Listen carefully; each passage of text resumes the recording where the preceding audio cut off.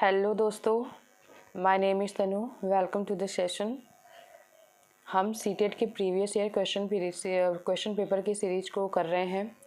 तो उसी क्रम में आगे बढ़ते हुए आज का जो हमारा ये वीडियो है वो पार्ट 12 है।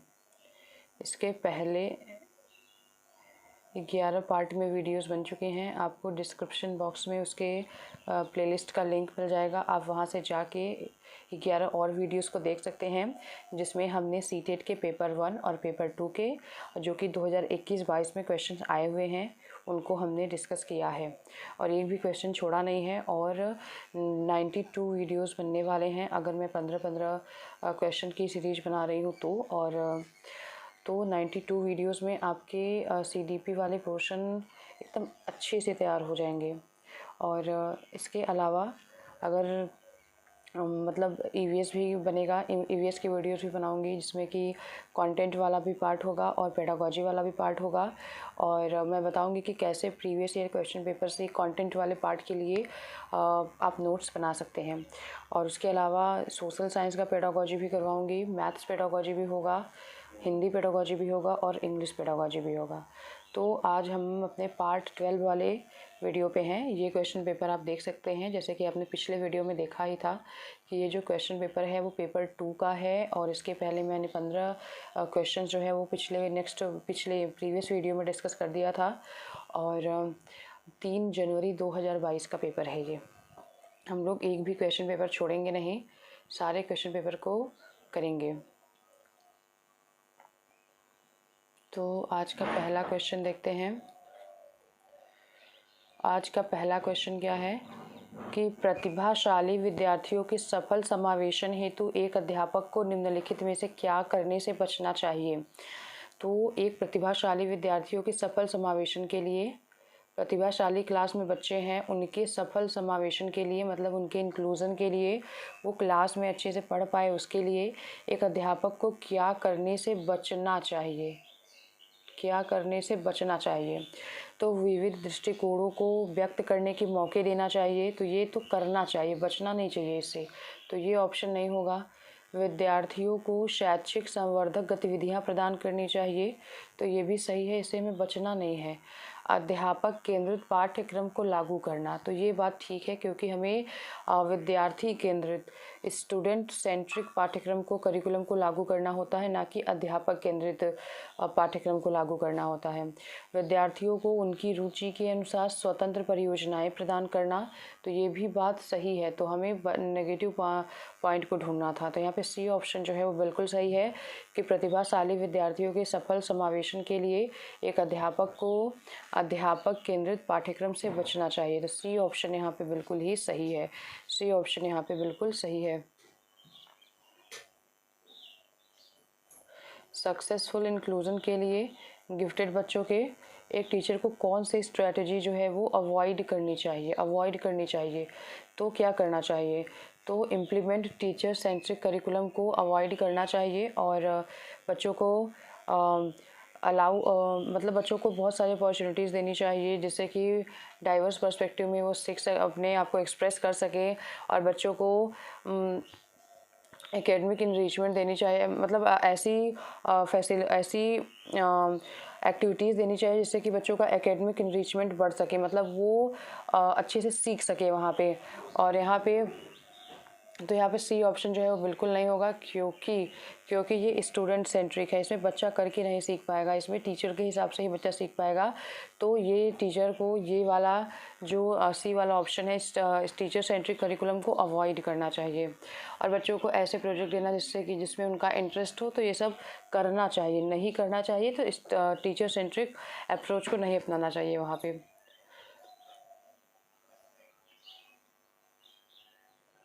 अगला क्वेश्चन देखते हैं। अगला क्वेश्चन क्या कह रहा है कि एक ऐसा तंत्र तैयार करने के लिए जो विद्यार्थियों की व्यक्तिगत विभिन्नताओं को सम्मान दे, एक अध्यापक को क्या करना चाहिए। एक ऐसा तंत्र तैयार करना जो विद्यार्थियों की व्यक्तिगत विभिन्नताओं को सम्मान दे। तो एक अध्यापक को क्या करना चाहिए? व्यक्तिगत विभिन्नताओं को सम्मान दे का क्या मतलब है यहाँ पे? व्यक्तिगत विभिन्नताओं को सम्मान देने का क्या मतलब है यहाँ पे? मतलब इंडिविजुअल जो भी डिफरेंसेस हैं उसे एक टीचर जो है वो एक्सेप्ट करे। सम्मान देने का मतलब है कि उसको एक्सेप्ट करे और उसके हिसाब से वो पढ़ाए। तो सभी विद्यार्थियों के लिए मानकीकृत पाठ्यचर्या का प्रयोग करना चाहिए। तो मानकीकृत पाठ्यचर्या का प्रयोग करने से मतलब होता है ना कि ये चीज़ ऐसे ही होगी, दूसरे तरीके से नहीं हो पाएगी। तो ये सब चीज़ें सही नहीं है कि कोई डाइवर्स क्लासरूम में सभी विद्यार्थियों के लिए मानकीकृत पाठ्यक्रम का ही प्रयोग करें, तो ये सही नहीं होगा। अधिगम गति और परिप्रेक्ष्य में विविधता को स्वीकृति दें। सभी विद्यार्थियों से अधिगम की निम्न अपेक्षाएं रखें, या फिर सिर्फ परीक्षा में उच्च अंक पाने वाले विद्यार्थियों पर ध्यान दें। तो यहाँ पे सिर्फ वर्ड वाला तो एकदम ही गलत है कि जो क्लास में तेज है सिर्फ उसी के ऊपर ध्यान देना, जैसा कि एक्चुअल क्लासरूम में यही होता है, लेकिन ऐसा करना नहीं होता हमें। सभी विद्यार्थियों से अधिगम की निम्न अपेक्षाएं रखना, अधिगम की गति और परिप्रेक्ष्य में विविधता को स्वीकृति देना। तो यहाँ पे बी ऑप्शन यहाँ पे बिल्कुल भी सही होगा। अधिगम की निम्न अपेक्षाएं रखना ये भी ठीक नहीं है। यहाँ पे बी ऑप्शन जो है बिल्कुल सही होगा कि अधिगम गति और परिप्रेक्ष्यों में विविधता को स्वीकृति प्रदान करना। तो यहाँ पे बी ऑप्शन जो है वो बिल्कुल सही होगा। एक मतलब इंडिविजुअल डिफरेंस वाले क्लासरूम में एक टीचर को क्या करना चाहिए? तो स्टैंडर्डाइज्ड करिकुलम का यूज़ करना चाहिए। तो ये तो सही नहीं है। Allow variation in learning pace and perspective, मतलब बच्चों को अलाउ करना चाहिए कि मतलब लोगों की पेस मतलब कि गति, लर्निंग की गति हर बच्चे की अलग अलग हो सकती है। कोई बच्चा उसमें प्रतिभाशाली है तो बहुत ही जल्दी सीख लेगा, कोई बच्चा जो है वो एवरेज है, वो मतलब नॉर्मल तरीके से सीखेगा, कोई बच्चा बैकवर्ड भी है उसमें तो हो सकता है वो बहुत धीरे धीरे सीखे। तो हमें उस क्लासरूम में ये अलाउ करना पड़ेगा कि सब लोग अपने गति के अनुसार सीख सकते हैं। तो यहाँ पे बी ऑप्शन जो है वो बिल्कुल सही होगा। लो एक्सपेक्टेशन रखना बच्चों से, तो ये भी ठीक नहीं है। Pay attention only toward high achievers in the class, की जो हाई अचीवर्स हैं क्लास में सिर्फ उनके ऊपर अटेंशन देना, तो ये भी ठीक नहीं होगा। तो यहाँ पे बी ऑप्शन जो है वो बिल्कुल सही है। और अगला क्वेश्चन अगर हम देखें तो अगला क्वेश्चन क्या कह रहा है कि एक विद्यार्थी कक्षा में ध्यान नहीं दे पाता है, आसानी से दूसरी ओर आकर्षित हो जाता है, तो नियुक्त स्थान पर नहीं बैठ पाता है, हमेशा बेचैन रहता है और वस्तुएं खो देता है, यह गुण किसके संकेतक है? आप देख सकते हैं कि ये क्वेश्चन जो है वो कितनी बार आया हुआ है। इस 2022 का पेपर मैंने लग रहा है 3 से 4 ही क्वेश्चन पेपर अभी तक हमने सॉल्व किए हैं, प्राइमरी और अपर प्राइमरी का मिलाकर। तो ये तीसरा पेपर हम पूरा कंप्लीट कर रहे हैं, प्राइमरी भी और अपर प्राइमरी भी। तो वहाँ पे आप देख सकते हैं कि ये वाला क्वेश्चन जो है 3 बार आ चुका है। तो हर एक क्वेश्चन पेपर में मतलब ये क्वेश्चन आया हुआ है, चाहे वो अपर प्राइमरी में हो चाहे वो प्राइमरी में हो। तो एक विद्यार्थी कक्षा में ध्यान नहीं दे पा रहा है, आसानी से दूसरी ओर आकर्षित हो जा रहा है और नियुक्त स्थान पर बैठ भी नहीं पा रहा है, बेचैन भी रहता है और वस्तुएं खो देता है। तो ये जो है वो अवधान न्यूनता अति सक्रियता विकार मतलब ADHD विकार है। ये आपको ये लिख के रखना है, ADHD का विकार है ये। और इसके अभी इंग्लिश वाले पार्ट को देखना पड़ेगा, क्योंकि दृश्य बाधित तो है नहीं, उसकी आंखों में तो प्रॉब्लम है नहीं। और वाचन वैकल्य मतलब कि डिसलेक्सिया, लेखन वैकल्य का मतलब है डिस्ग्राफिया, तो इसकी तो बात कर नहीं रहा। उसको अटेंशन में प्रॉब्लम हो रही है, वो फोकस नहीं कर पा रहा है, वो सेंटर्ड नहीं हो पा रहा है। तो ये क्या है? वो ADHD का डिसऑर्डर है। इस डिसऑर्डर को क्या बोलते हैं? ADHD का डिसऑर्डर बोलते हैं। तो a student is unable to pay attention in class, becomes distracted easily, can't sit in the assigned seat and अपनी चीज़ों को खो दे रहा है। और ये किसका मतलब कि लक्षण है? तो ये किसका लक्षण है? तो ये attention deficit hyper activity disorder है, ADHD का। मतलब आप अगर फोकस नहीं कर पा रहे हैं, ऐसा बहुत सारे लोगों के साथ होता है, वो फोकस नहीं कर पाते हैं एक जगह, तो उनको कौन सा डिसऑर्डर है? Attention deficit hyper activity disorder, attention deficit hyper activity disorder. तो आपको ये याद रखना है, ADHD इसको हम शॉर्ट में बोलते हैं। तो ADHD का डिसऑर्डर है, जो फोकस नहीं कर पाते उनको ADHD का डिसऑर्डर होता है। विजुअल इम्पेयरमेंट, आप देख सकते हैं कि इन चारों से ही क्वेश्चन और एक डिसकैलकुलिया ले लिया जाए तो इन पांचों से ही क्वेश्चन बार बार पूछे गए हैं। विजुअल इम्पेयरमेंट आंखों में प्रॉब्लम होती है, और डिसलेक्सिया रीडिंग डिसऑर्डर होता है, डिसग्राफिया जो होता है वो क्या होता है? राइटिंग डिसऑर्डर होता है। तो डिसऑर्डर से 5 डिसऑर्डर अगर आप लिख लेते हैं तो आपके मैक्सिमम क्वेश्चंस बन जा रहे हैं। और अगला क्वेश्चन है कि श्रवण बाधिता वाले विद्यार्थियों के समावेशन के लिए एक अध्यापिका को क्या करना चाहिए। सुनने में प्रॉब्लम हो रही है जैसे बच्चों को, उनके समावेशन के लिए हमें क्लासरूम में क्या करना चाहिए। तो उस वक्त बोलने से बचना चाहिए जब विद्यार्थी उसका चेहरा ना देख पाए। अध्यापिका को उस वक्त बोलने से बचना चाहिए जब विद्यार्थी उनका चेहरा ना देख पाए। तो ये बात ठीक है, क्योंकि जिनको सुनने में प्रॉब्लम होती है वो लिप्स को रीड करते हैं। तो लिप्स को जब वो रीड करते हैं तो हमें ऐसे जगह से बोलना चाहिए जिससे कि बच्चा चेहरा देख पाएगा। जब चेहरा देख पाएगा तभी वो लिप्स को रीड कर पाएगा। सांकेतिक भाषा के इस्तेमाल को हतोत्साहित करना है बिल्कुल गलत, क्योंकि हमें उनको सांकेतिक भाषा जो होता है उनको मतलब जो जिनको सुनने में प्रॉब्लम होती है वो सांकेतिक भाषा के द्वारा ही बोलते हैं। और सहायक तकनीकों के इस्तेमाल से बचना चाहिए, तो ये भी गलत है। अगर किसी को थोड़ा सा मतलब मशीन कान में लगाई जाती है सुनने के लिए तो वो तकनीकी बच्चों को यूज़ करने देनी चाहिए, उससे बचना नहीं है हमें। तो ये भी बात ठीक है। और अगला ऑप्शन है कि जानकारी प्रवण के लिए अतिरिक्त समय नहीं देना, जानकारी प्रक्रमण के लिए अतिरिक्त समय नहीं देना चाहिए। तो ये भी गलत है। जानकारी के लिए हमें मतलब उनके प्रक्रमण के लिए, उसके प्रोसेस के लिए हमें उनको समय देना चाहिए। तो ये भी गलत है। यहाँ पे ए ऑप्शन बिल्कुल सही है कि एक अध्यापिका को क्या करना चाहिए, उस वक्त बोलने से बचना चाहिए जब विद्यार्थी उसका चेहरा ना देख पाए। तो यहाँ पे ए ऑप्शन जो है वो बिल्कुल सही है। For inclusion students with hearing impairment a teacher should, hearing impairment के लिए टीचर को क्या करना चाहिए। Avoid speaking any time when students can't speak, see her face. Avoid speaking anything when students can't see her face. तो यहाँ पे A option जो है वो बिल्कुल सही होगा।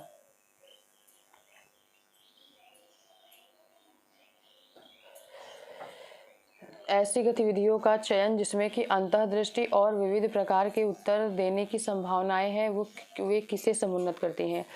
ऐसी गतिविधियों का चयन जिससे कि अंतर्दृष्टि और विभिन्न प्रकार की उत्तर देने की संभावनाएं हैं, तो वो किसको दिखा रही हैं।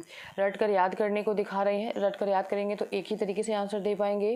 कुंठा को नहीं दिखा रही हैं, कंपटीशन को भी नहीं दिखा रही हैं, ये सृजनात्मकता को दिखा रही हैं, क्रिएटिविटी को दिखा रही हैं, जिसमें हम अपने अंतर्दृष्टि का प्रयोग करते हैं और अलग अलग प्रकार से उत्तर दे पाते हैं। तो ये क्या है, ये बी ऑप्शन है, क्रिएटिविटी है इसका आंसर। तो यहाँ पे बी ऑप्शन जो है वो बिल्कुल ही सही है। Choosing activities that provide scope for insightful and divergent answer promote. तो ये क्या किसको प्रमोट करता है, तो ये क्रिएटिविटी को प्रमोट करता है। और अगला क्वेश्चन है कि परीक्षा में कम अंक पाने वाले विद्यार्थियों को विशिष्ट विद्यालय में भेज देना चाहिए, केवल व्यावसायिक शिक्षा पाने के लिए मार्गदर्शन देना चाहिए, दंड देना चाहिए, उसकी व्यक्तिगत आवश्यकताओं के अनुसार सहायता देनी चाहिए। परीक्षा में कम अंक पाने वाले विद्यार्थियों को विशिष्ट विद्यालय में भेजना चाहिए, तो बिल्कुल ही गलत है। ये केवल वर्ड को काटना है यहाँ पे, केवल व्यावसायिक शिक्षा पाने के लिए मार्गदर्शन देना चाहिए, तो ये बात भी गलत है। और दंड देना चाहिए, दंड भी हमें नहीं देना होता है, उसकी व्यक्तिगत आवश्यकता के अनुसार सहायता देनी चाहिए। डी ऑप्शन यहाँ पे बिल्कुल ही सही है। सीटेट ने इतने सीधे क्वेश्चन के ऑप्शंस बनाए हुए हैं कि आपको आंसर ना भी पता हो तो आप सीधे काट कर आंसर निकाल देंगे, क्योंकि क्वेश्चंस बहुत टफ फ्रेम नहीं किए गए हैं, वो फंसाने की कोशिश ही क्वेश्चन पेपर में नहीं की गई है। CDP वाले पोर्शन में तो नहीं किया गया है, अदर पोर्शन जब देखेंगे तो पता चलेगा। तो कम अंक पाने वाले विद्यार्थियों को उनकी व्यक्तिगत आवश्यकता के अनुसार हमें सहायता देना होगा कि उन्हें कहाँ पे ज़रूरत है, उसके अनुसार हमें उनको सहायता देना होगा। तो डी ऑप्शन जो है वो बिल्कुल सही है। Students who score less marks during exam, तो हमें एक टीचर को क्या करना चाहिए, be provided with necessary support as per their individual needs. उनके इंडिविजुअल नीड के अकॉर्डिंग हमें उनको सपोर्ट प्रोवाइड करना पड़ेगा। तो यहाँ पे डी ऑप्शन जो है वो बिल्कुल सही है कि वो कहाँ पे प्रॉब्लम है, उनको किस सब्जेक्ट में प्रॉब्लम है, किस एरिया में प्रॉब्लम है, तो ये सब हमें जानना पड़ेगा और उसके हिसाब से हमें उनको सहायता देना पड़ेगा। तो अगला क्वेश्चन है कि अर्थपूर्ण अधिगम के लिए नई सामग्री को बच्चों के मौजूदा ज्ञान से जोड़ना जरूरी है। तो ये बात सही है कि जो अगर हमें मीनिंगफुल लर्निंग करानी है बच्चों की, तो जो भी हम नई चीज़ें बच्चों को पढ़ा रहे हैं उनके करंट नॉलेज से, उनका जो भी मौजूदा ज्ञान उनके दिमाग में है उससे हमें जोड़ना होगा, ये बात बिल्कुल ठीक है। लेकिन अधिगम जो है वो एक रेखीय तरीके से होता है, तो ये गलत है, क्योंकि अधिगम जो है वो हम कहीं से भी कर सकते हैं, कभी भी कर सकते हैं। तो सिर्फ ये एक रेखीय नहीं होता, ये मल्टी डायरेक्शनल होता है, ना कि यूनी डायरेक्शनल होता है। तो ये ऑप्शन जो है वो गलत है। तो अर्थपूर्ण अधिगम के लिए, मीनिंगफुल लर्निंग के लिए नई सामग्री को, जो भी नई चीज़ें पढ़ाई जा रही हैं बच्चों को, उसको हमें उनके मौजूदा ज्ञान से जोड़ना होगा। और अधिगम एक रेखीय तरीके से होता है, तो ये भी गलत है। तो पहला ऑप्शन सही है और दूसरा ऑप्शन गलत है। ए सही है लेकिन आर गलत है। तो थर्ड ऑप्शन जो है वो यहाँ पे बिल्कुल सही है। और यहाँ पे अगर इंग्लिश वाले पोर्शन को देखा जाए तो to ensure meaningful learning, it is essential to connect new materials with something the child already knows something the child already knows। मतलब कि हमें मीनिंगफुल लर्निंग के लिए ऐसा बच्चों को, जो भी नए नए ज्ञान हम बच्चों को दे रहे हैं, उनको पुराने ज्ञान से जोड़ना चाहिए, जो कि वो पहले से कुछ जानते हो उसके बारे में। मतलब हमें नोन से अननोन की तरफ चलना है, ये क्वेश्चन में वह बोल रहा है। नोन से अननोन की तरफ मतलब ज्ञात से अज्ञात की तरफ चलना है, हमें ज्ञात से अज्ञात की तरफ चलना है। Learning occurs in a linear manner, तो ये गलत है, स्पाइरल मैनर में होता है। और यहाँ पे ए ऑप्शन जो है वो बिल्कुल सही है। तो मतलब कि यहाँ पे ये आंसर बनेगा A is true but R is false. अगला क्वेश्चन क्या है कि विद्यार्थियों को निम्न में से सफलता की किस धारणा को चुनौती देनी चाहिए। विद्यार्थियों को निम्नलिखित में से सफलता की किस धारणा को चुनौती देनी चाहिए। तो विद्यार्थी विद्यालयों में खुद को दूसरों से बेहतर प्रमाणित करके सफलता प्राप्त करे, तो यही ऑप्शन हो सकता है। सफलता प्रतिस्पर्धा संबंधित नहीं होनी चाहिए, तो ये बात जो है वो चुनौती देनी चाहिए। चुनौती तो इसी को देना है, इसको तो हमें, ये बात तो सही है। और संबंधित नहीं होना चाहिए, तो यहाँ पे हमें ये नहीं ढूंढना है, ये बात तो ठीक है अपनी जगह। सफलता को संकल्पित करते समय विद्यार्थियों को संज्ञानात्मक के साथ साथ भावात्मक क्षेत्रों को भी महत्व देना चाहिए, तो ये बात भी सही है, ये बात भी सही है, हमें इसको चुनौती नहीं देना है। सफलता को संकल्पित करते समय विद्यार्थियों के संज्ञानात्मक के साथ साथ भावात्मक क्षेत्रों को भी महत्व देना चाहिए, तो यहाँ पर ये बात भी सही है।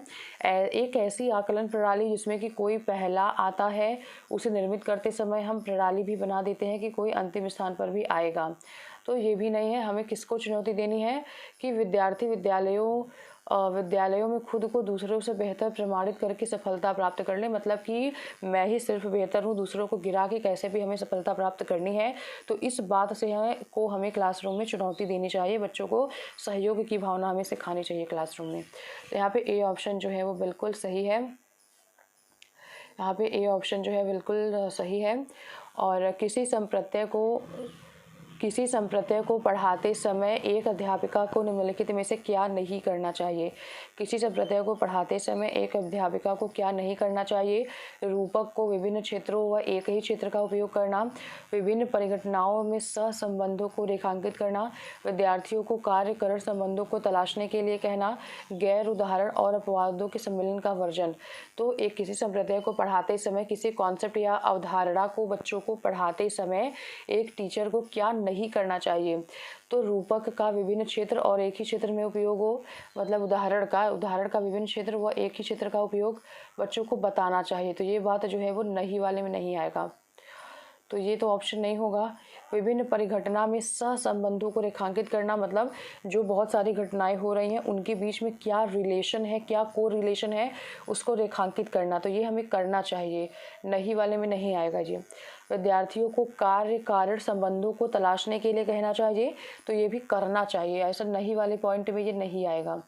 अगला है कि गैर उदाहरण और अपवादों के सम्मिलन का वर्जन, तो यहाँ पे ये नहीं करना चाहिए कि हम बच्चों को गैर उदाहरण भी दे रहे हैं और उसके अपवाद भी साथ साथ उसी में घुसाए जा रहे हैं, तो ये हमें नहीं करना चाहिए। तो यहाँ पे डी ऑप्शन हमारा क्या है वो बिल्कुल सही है। हमारा क्या है यहाँ पे डी ऑप्शन जो है यहाँ पे हमारा क्या होगा, बिल्कुल ही सही होगा। While teaching concept which of the following teacher should avoid, मतलब एक कॉन्सेप्ट को पढ़ाते समय एक टीचर को क्या अवॉइड करना चाहिए। तो use of analogies across with in and domains, मतलब ये तो हमें करना चाहिए, एनालॉजी का यूज़ हमें करना चाहिए। और हाईलाइट को रिलेशन अमॉन्ग डिफरेंट फिनोमेना, तो हमें अलग अलग घटनाओं के बीच में जो भी को रिलेशन है उसे हमें देखना चाहिए। और कॉज इफ़ेक्ट रिलेशन को देखने के लिए बच्चों को कहना चाहिए, ये सब सही बातें हैं, लेकिन exclude non exemplar and exceptions, मतलब कि जो भी नॉन एग्जाम्पलर मतलब गैर उदाहरण होते हैं और जो भी एक्सेप्शंस होते हैं उन्हें बाहर नहीं करना चाहिए। तो यहाँ पे ये क्वेश्चन बोल रहा है कि डी ऑप्शन जो है वो टीचर को नहीं करना चाहिए, टीचर को अवॉइड करना चाहिए कि जो जो एग्जाम्पल्स होते हैं उन्हें तो हमें शामिल करना ही है, लेकिन जो नॉन एग्जाम्पल्स होते हैं हमें उन्हें भी शामिल करना है अपने टॉपिक के अंदर, और एक्सेप्शन भी हमें बच्चों को बताना होता है। तो यहाँ पे इसे एक्सक्लूड नहीं करना है, उसे बाहर नहीं करना है, बल्कि उसे हमें इंक्लूड करना है। तो यहाँ पे इंक्लूड वर्ड होता तो ये ठीक होता, लेकिन ये एक्सक्लूड वर्ड है इसलिए ये गलत है। फिर डी ऑप्शन जो है वो बिल्कुल सही है। अगला क्वेश्चन है कि निम्नलिखित में से अधिगम की कौन सी तकनीकी पर अध्यापिका को बल देना चाहिए। अधिगम की किस तकनीकी पर अध्यापिका को बल देना चाहिए? तो उद्दीपक प्रतिक्रिया के द्वारा अधिगम करने पर बल देना चाहिए, संरचनात्मक अन्वेषण की प्रक्रिया के द्वारा अधिगम पर बल देना चाहिए, और रट्टा मार के सीखने पर बल नहीं देना है हमें। और यहाँ व्यवहारवादियों की भी बात चल रही है, उद्दीपक प्रतिक्रिया, ये तो व्यवहारवादियों की बात है। तो संरचनात्मक अन्वेषण की प्रक्रिया के द्वारा अधिगम पर बल देना चाहिए। तो ये बात बिल्कुल ठीक है कि बच्चे जो है वो अपनी ज्ञान का निर्माण खुद करें, बच्चे जो है वो एक्टिव लर्नर होते हैं, वो अपने ज्ञान का निर्माण खुद ही कर लेते हैं। तो ये बात जो है वो संरचनात्मक अन्वेषण की प्रक्रिया के द्वारा बच्चे अधिगम करते हैं तो सीखते हैं, क्योंकि बच्चे जो है वो लिटिल साइंटिस्ट होते हैं, वो अपने मतलब कि अपने वातावरण से, अपने आसपास से और अपने एक्टिविटीज़ से ज्ञान का निर्माण कर लेते हैं। दूसरों से ज़्यादा अंक पाने के लिए सीखना चाहिए, तो ये भी नहीं है। तो यहाँ पे जो है वो बी ऑप्शन बिल्कुल सही है कि संरचनात्मक अन्वेषण की प्रक्रिया के द्वारा अधिगम करना चाहिए। तो यहाँ पे बी ऑप्शन जो है वो बिल्कुल ही सही है।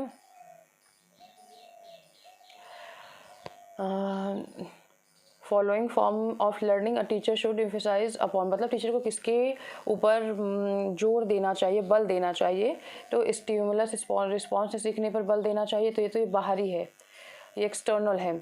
Learning through process of structured inquiry, बच्चे जो है वो स्ट्रक्चर्ड इंक्वायरी से सीख पाएँ। तो ये बात जो है वो बिल्कुल सही है कि बच्चों टीचर को इस पे बल देना चाहिए कि बच्चे जो है वो स्ट्रक्चर्ड इंक्वायरी से सीख पाएँ, बच्चे खुद ही इंक्वायर करें, खुद ही अपने नॉलेज का निर्माण करें, एक्टिव लर्नर की तरह सीखें, तो करके सीखे, ये सब चीज़ें इसमें आ जाएंगी। तो बी ऑप्शन जो है वो बिल्कुल सही है। रोड मेमोराइजेशन पे ध्यान नहीं देना चाहिए, और हमें achieve more marks than others, तो इस पे भी हमें ध्यान नहीं देना चाहिए। बी ऑप्शन यहाँ पे बिल्कुल ही सही है। और निम्नलिखित में से कौन सा बाहरी प्रेरणा का उदाहरण नहीं है? बाहरी प्रेरणा का कौन सा उदाहरण नहीं है? सजा से बचना, रुचि, इनाम, और उसके बाद जो है वो क्या है, असफलता का डर। तो बाहरी अभिप्रेरणा का उदाहरण सजा से बचने के लिए पढ़ाई करना, तो ये बाहरी अभिप्रेरणा है, एक्सटर्नल मोटिवेशन है। ये इनाम पाना कि हम ये काम करेंगे, हम मेरा इतना मार्क्स आएगा तो मुझे इनाम मिलेगा, ये भी बाहरी अभिप्रेरणा है। असफलता का डर कि हम पढ़ेंगे नहीं तो फेल हो जाएंगे, तो ये भी बाहरी अभिप्रेरणा है। लेकिन जो ये रुचि है वो क्या है, इंटरनल मोटिवेशन है। मतलब क्या है, ये इनर मोटिवेशन है, आंतरिक अभिप्रेरणा है कि रुचि है, मुझे इस काम को करने में मज़ा आ रहा है इसलिए मैं कर रही हूँ। तो यहाँ पे बी ऑप्शन जो है वो बिल्कुल सही हो जाएगा। बी ऑप्शन जो है वो बिल्कुल सही होगा। Which of the following is not an example of extrinsic motivation का कौन सा एग्जाम्पल नहीं है? तो इसमें से कौन सा नहीं है? इंटरेस्ट जो है वो एक्सट्रिंसिक एग्जाम्पल मोटिवेशन का एग्जाम्पल नहीं है, क्योंकि ये इंट्रिंसिक मोटिवेशन का एग्जाम्पल है। अवॉइडेंस ऑफ पनिशमेंट है, रिवार्ड भी है, फियर ऑफ फेलियर भी है। तो आप देख सकते हैं कि मोटिवेशन से इतने ईजी क्वेश्चंस आ रहे हैं। एक्सट्रिंसिक और इंट्रिंसिक वाले एक्सटर्नल और इंटरनल मोटिवेशन के बारे में 2 से 3 बार तीन क्वेश्चन पेपर में हमने 3 बार ये क्वेश्चन देखा। तो मतलब हर बार इससे क्वेश्चन आए हुए हैं, मतलब आपको यही नोट करना है कि किससे क्वेश्चन बार बार आ रहे हैं और क्या आपको पढ़ के जाना है। निम्नलिखित में से कौन सा भाव विद्यार्थियों के अधिगम में बाधक रहेगा? चारों में से ऐसा कौन सा ऑप्शन है जो विद्यार्थियों के अधिगम में बाधा पहुंचाएगा? उत्सुकता बाधा पहुंचाएगी, कृतज्ञता बाधा पहुंचाएगी, जिज्ञासा बाधा पहुंचाएगी, या फिर निराशा बाधा पहुंचाएगी? तो आप देख सकते हैं कि नेगेटिव पॉइंट हमें ढूंढना है, तो निराशा ही बाधा पहुंचाने वाली है हमारी लर्निंग में। अगर हम किसी काम को सीखने के लिए बहुत उत्सुक हैं तो हम उसको बहुत जल्दी से और आसानी से सीख जाते हैं। तो ये जो है वो पॉजिटिव पॉइंट है, नेगेटिव पॉइंट नहीं है, ये नहीं होगा। कृतज्ञता भी नहीं नहीं होगा कि काम करने के लिए हम कितने कृतज्ञ हैं, तो ये भी नहीं होगा, बाधा नहीं पहुँचाएगी अधिगम में। और जिज्ञासा मतलब हम बहुत जिज्ञासु हैं सीखने के लिए, तो ये भी हमें बाधा नहीं पहुंचाने वाली है, ये मुझे हेल्प करेगी अधिगम में। लेकिन जब हम निराश हैं, हम सोच लिए कि मुझे तो ये आएगा ही नहीं, मुझे तो ये मैथ सीखना ही नहीं है क्योंकि मुझे तो आएगा ही नहीं, मुझे तो इंग्लिश आएगी ही नहीं, तो ये जो है वो जो निराशाजनक भाव है हमारे मन में, तो ये जो है हमें सीखने में बाधा पहुँचाएगी। तो यहाँ पर डी ऑप्शन जो है वो बिल्कुल ही सही है। ऐसा कौन सा इमोशन है जो स्टूडेंट के लर्निंग को हिंडर करेगा, मतलब बाधा पहुंचाएगा? तो यहाँ पे क्या होगा, यहाँ पे होपलेसनेस होगा, कि हमें निराशा हो, हमें कोई होप ही ना हो सीखने के लिए।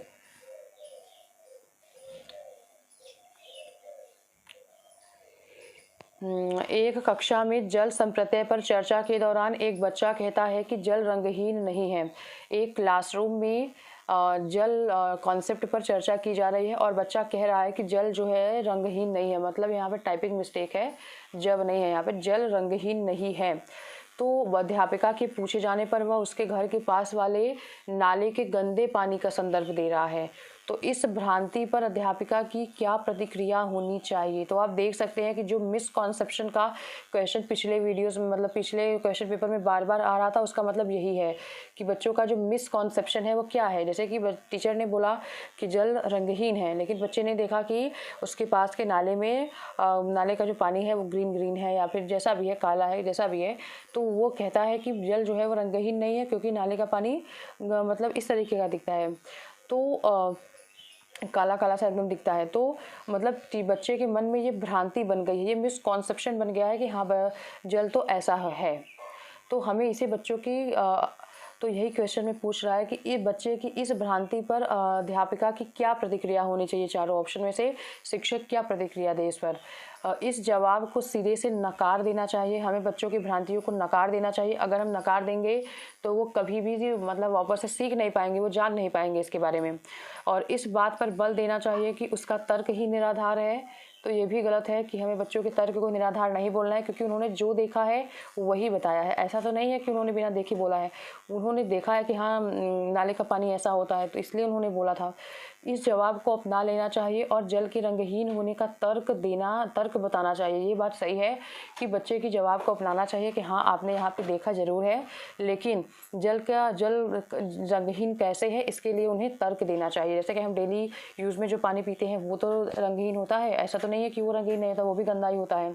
केवल एक ही जवाब है कि जल रंगहीन है पर जोर देना चाहिए, तो ये भी जो है वो गलत है। यहाँ पे सी ऑप्शन जो है, चारों ऑप्शन के अकॉर्डिंग आपको सी मार्क करना होगा कि बच्चों के आंसर को भी हमें अपनाना है और उसको बताना भी है कि जल कैसे रंगहीन है। तो यहाँ पे सी ऑप्शन जो है वो बिल्कुल सही है। अगला क्वेश्चन है कि अधिगम का सामाजिक संरचनात्मक उपागम निम्नलिखित में से किसकी महत्ता पर जोर देता है? इनाम और दंड पर, मानकीकृत आकलन पर, सांस्कृतिक संदर्भ पर और प्रतिपादक अध्यापन पर। तो अधिगम का सामाजिक संरचनात्मक उपागम निम्नलिखित में से किसकी महत्ता पर बल दे रहा है? तो इनाम और दंड पे बल नहीं देता है, मानकीकृत आकलन पे भी बल नहीं देता, प्रतिपादक अध्यापन पर भी बल नहीं देता, ये सांस्कृतिक संदर्भ में बल देता है। सामाजिक संरचनात्मक उपागम जो है वो सांस्कृतिक संदर्भ पे बल देता है, मतलब समाज में रहकर, सोसाइटी में रहकर चीज़ों को सीखते हैं, चीज़ों को जानते हैं, चीज़ों को करते हैं, इस पे वो बल देता है। बच्चे जो है वो सोसाइटी में रहकर ही अपने नॉलेज का निर्माण करते हैं, लोगों के बीच में रहते हैं तो ही वो सीख पाते हैं। तो सामाजिक संरचनात्मक उपागम जो है वो इसकी बात पर बल देता है। तो सी ऑप्शन यहाँ पे बिल्कुल ही सही है। अगर यहाँ पे देखें कि social constructivist approach to learning किस पे, सोशल कंस्ट्रक्टिविस्ट जो होते हैं वो किस पे जोर देते हैं, लर्निंग के किस पे जोर देते हैं? तो वो जोर देते हैं कल्चरल कॉन्टेक्स्ट का, मतलब सामाजिक सांस्कृतिक संदर्भ पर जोर देते हैं। रिवॉर्ड और पनिशमेंट पर जोर जो है वो व्यवहारवादी देते हैं। स्टैंडर्डाइज्ड असेसमेंट पर ये बल नहीं देते हैं। एंड तो यहाँ पे सी ऑप्शन जो है यहाँ पे क्या बन रहा है, कल्चरल कॉन्टेक्स्ट पर ये बल देते हैं। और अगला क्वेश्चन अगर हम देखें तो अगला क्वेश्चन क्या है, और आज का लास्ट क्वेश्चन है कि अधिगम सबसे अधिक प्रभावशाली और अर्थपूर्ण कब होगा? अधिगम सबसे अधिक प्रभावशाली और अर्थपूर्ण होगा अगर, अधिगम अधिक प्रभावशाली और अर्थपूर्ण होगा अगर यह संदर्भित रूप में हो, अधिगम कर्ता प्रदर्शन अभिमुखी हो, अधिगम कर्ता बाह्य कारकों से अभिप्रेरित हो और जानकारी असंबंधित खंडों में प्रस्तुत किया जाए। तो अधिगम सबसे अधिक प्रभावशाली और अर्थपूर्ण तब होगा जब यह संदर्भित रूप में हो। अधिगम तभी इफेक्टिव होगा, तभी वो मीनिंगफुल होगा जब ये संदर्भित रूप में हो, जब ये मतलब कि मीनिंगफुल हो, मतलब कि वो रेफरेंस में हो। जो चीज़ें हम जानते हैं उसके अकॉर्डिंग हम उसको पढ़ा रहे हैं। जैसे कि कुछ भी हम अलग से ना पढ़ाने लग जाएं एकदम तरीके से कि बच्चे को कुछ पता ही नहीं है उसके बारे में। तो बच्चे, जैसे कि अगर हम बच्चों को इंग्लिश का वर्ड मीनिंग भी सिखा रहे हैं तो हम ऐसे वर्ड मीनिंग को सिखाएं जो कि वो अपने डेली लाइफ में यूज़ करें, तभी वो संदर्भ में वो यूज़ कर पाएंगे, तभी वो उसको याद रख पाएंगे। अगर हम कोई भी वर्ड मीनिंग, आपने खुद अपने लाइफ में एनालाइज किया होगा कि बहुत सारे वर्ड मीनिंग आपने याद किए होंगे बचपन में और आपको अभी तक बहुत कम वर्ड मीनिंग याद है। क्यों? क्योंकि हमने उसको अपने रियल लाइफ में यूज़ नहीं किया। तो हमें मतलब बच्चों को संदर्भ के अनुसार सिखाना होगा, तभी उनका जो अधिगम होगा, उनकी जो लर्निंग होगी वो प्रभावशाली होगी और मीनिंगफुल होगा। तो यहाँ पे ए ऑप्शन जो है वो क्या है, वो बिल्कुल ठीक है। Learning is most effective and meaningful when it occurs in contextualised manner. यहाँ पे ए ऑप्शन जो है, मतलब कि कॉन्टेक्स्ट के अकॉर्डिंग अगर हम बच्चों को पढ़ा रहे हैं तो ये जो है मीनिंगफुल होगा और इफेक्टिव होगा। तो आज हम लोगों ने 15 क्वेश्चन और कर लिए और अभी तक हम लोगों ने 3 क्वेश्चन पेपर, मतलब कि प्राइमरी के भी 3 क्वेश्चन पेपर और अपर प्राइमरी के भी 3 क्वेश्चन पेपर के वीडियोस मतलब मैं आपको प्रोवाइड कर चुकी हूँ। और आज के लिए सिर्फ इतना ही। अगर आपको हमारे वीडियोस के कंटेंट पसंद आ रहे हो तो आप हमारे वीडियोस को लाइक करें,